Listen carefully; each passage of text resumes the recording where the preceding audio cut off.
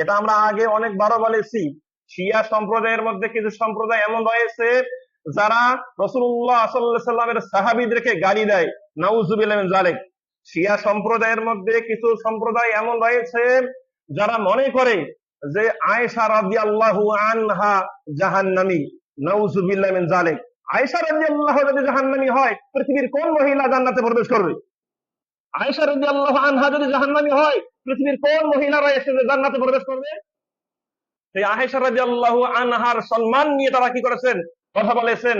তার পবিত্রতা নিয়ে তারা কথা বলেছেন, যার পবিত্রতা সম্পর্কে আল্লাহ রাব্বুল আলামিন পবিত্র কোরআন কারীমে সূরা নূরের মধ্যে স্পষ্ট ঘোষণা করেছেন তিনি একদম নিষ্কলুষ পবিত্র একজন নারী হচ্ছেন আয়েশা রাদিয়াল্লাহু আনহা। সুবহানাল্লাহ।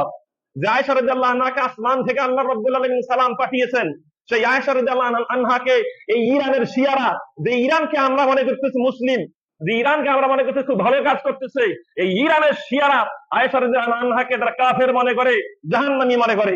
নাউযুবিল্লাহ মিন যালিক।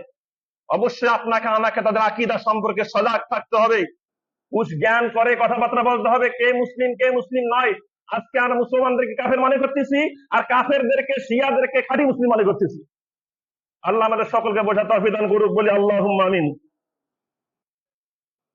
কোন স্থান নাই যারা সাহাবীদের